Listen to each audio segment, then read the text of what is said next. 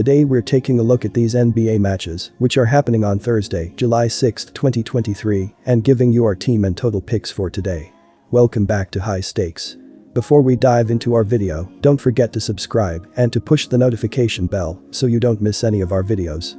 Also check out our Patreon if you want access to our premium picks. Our Patreon is a way for us to help you improve your chances of making more money.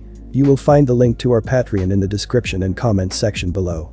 Toronto Blue Jays vs Chicago White Sox. The Toronto Blue Jays got a much-needed come-from-behind win on July 4 against the White Sox after stumbling into Chicago following a sweep at the hands of the Red Sox in Toronto over the weekend. Trailing 3-2 in the 8th inning, Vlad Guerrero Jr. belted a go-ahead 2-run home run to give the Jays a 4-3 lead, and closer Jordan Romero made it hold up with a 3-strikeout 9th inning on just 10 pitches. The Jays will now look to take the series with at least a split of Thursday's doubleheader. The Chicago White Sox seemed to be well on their way to a win on Tuesday night after Luis Robert Jr.'s 3-run homer gave them a 3-2 lead, and the game was in the hands of the White Sox bullpen. The bullpen couldn't hold it, and the White Sox failed to capitalize on Tim Anderson's one-out triple in the 8th inning before going quietly in the 9th for a 4-3 loss. Chicago is now just 37-50 on the season entering Thursday's doubleheader and mired in 4th place in the AL Central Division. The White Sox hope to get off on the right track on Thursday by sending veteran righty Lance Lynn to the mound in the opener. Lynn is just 5-8 in 17 starts this season, including 5 quality starts. He's allowed 108 hits in 96 innings pitched with an ERA of 6.47. Lynn has a solid K9 rate of 10.8 but a whip of just 1.50 on the season.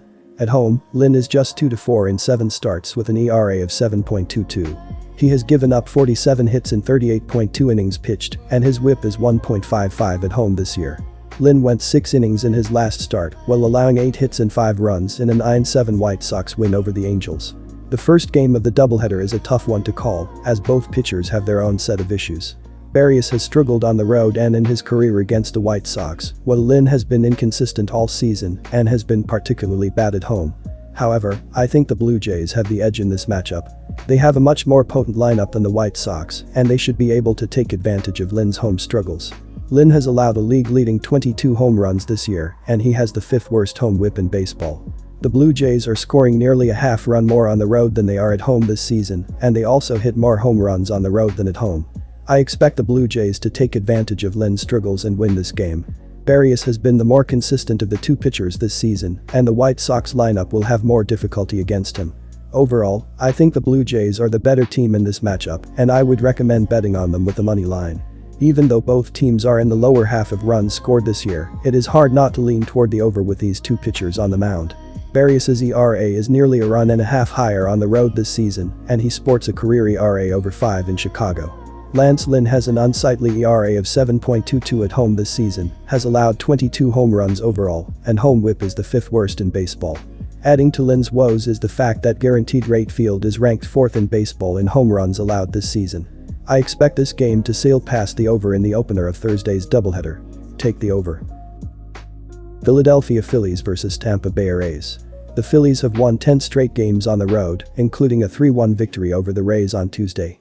Starter Aaron Nola picked up his 8th win of the season by going 7.1 innings and allowing only 1 earned run on 5 hits and striking out 12 batters.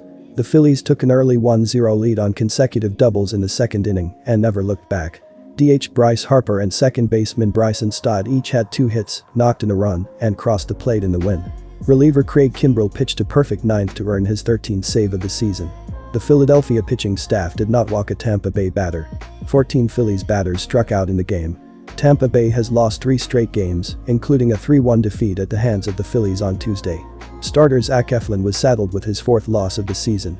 He went 7 innings and gave up 2 earned runs on 4 hits while striking out 9 Phillies batters. Shortstop Wander Franco had 2 hits and went deep in the 8th inning, scoring Tampa Bay's lone run. 14 Tampa Bay batters struck out in the game.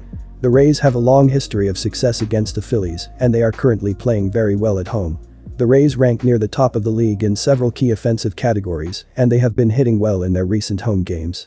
The Phillies pitching staff has struggled on the road this season, so the Rays should have plenty of opportunities to score runs.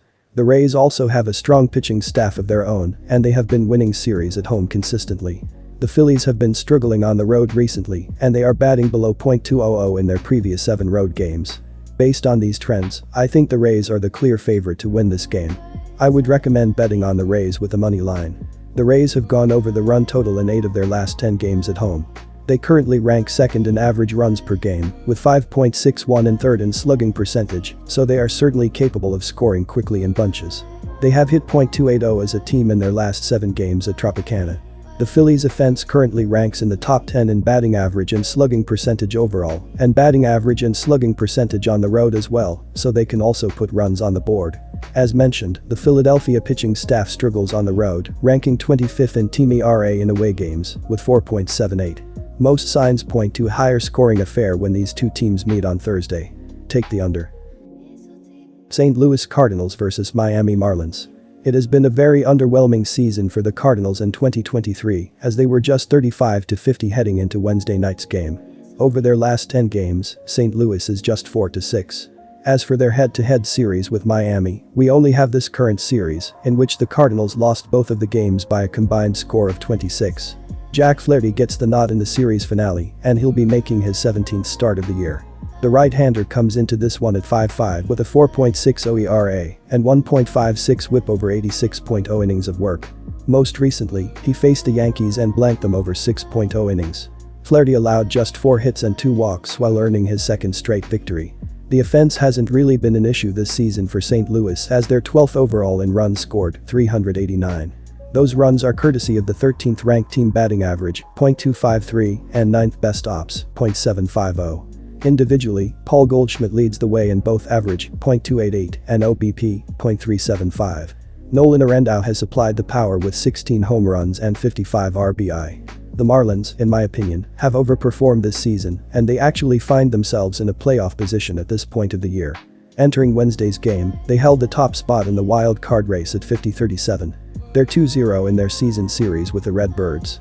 Yuri Perez heads to the bump Thursday evening, and he'll be making his 11th career start.